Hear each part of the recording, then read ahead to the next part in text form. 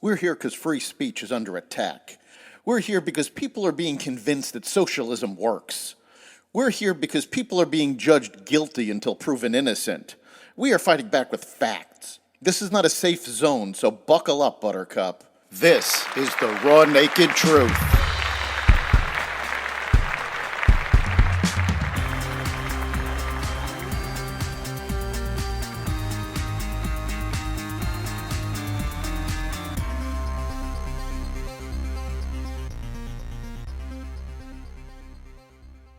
Chicago voters speak out, student loan cases heard by the Supreme Court, and more.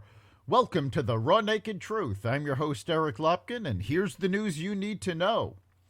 The votes are in, and she is out of here. Proving that crime doesn't pay, Chicago Mayor Lori Lightfoot lost her bid for re-election on Tuesday.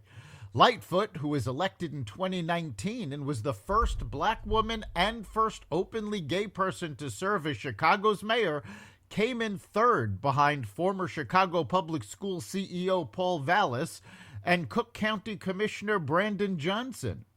Neither Vallis nor Johnson received 50% of the vote, so they will face each other in an April runoff.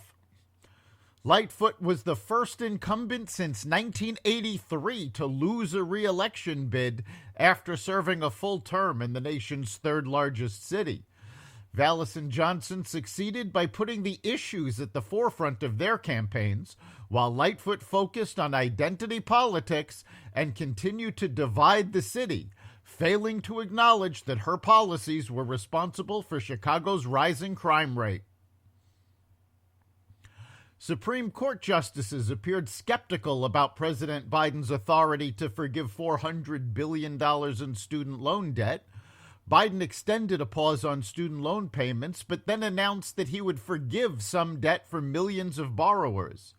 But Chief Justice John Roberts, part of the High Court's conservative supermajority, suggested the Biden administration might have violated the separation of powers by acting without explicit enough congressional authority.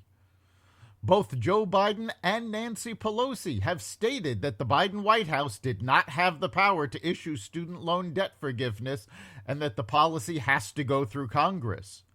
Meanwhile, Teachers Union President Randi Weingarten got attention on social media for her emotional display at a rally outside the Supreme Court, screaming that businesses were bailed out during COVID and how dare they not bail out students. Weingarten once again showed her ignorance of the issues. The business assistance she railed against was approved through Congress, not provided by executive order. Under Weingarten's leadership, the teachers union misappropriated COVID funds that were supposed to go to protect students and fought to keep schools closed, contributing to the loss of learning suffered by students during COVID.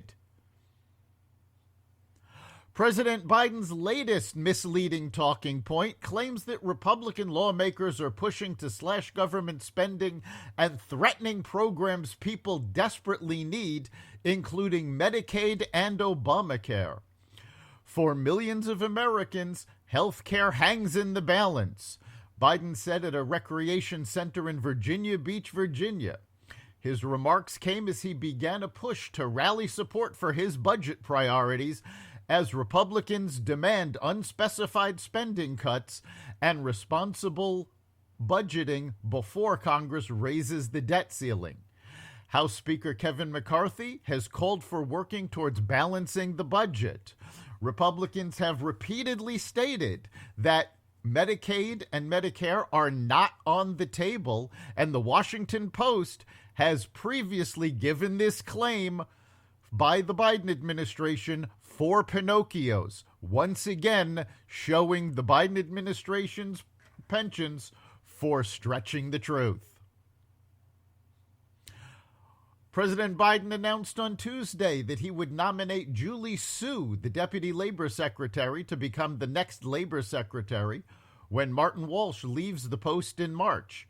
Sue, who will be the first Asian American to serve in Biden's cabinet, would take over at a crucial time as the administration seeks to stabilize the economy amid recession fears and bolster labor rights.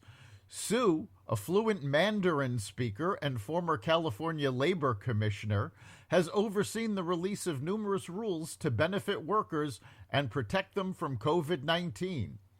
Walsh will be the first official to leave Biden's cabinet. He will head to the National Hockey League Players Association. That's the Raw Naked Truth.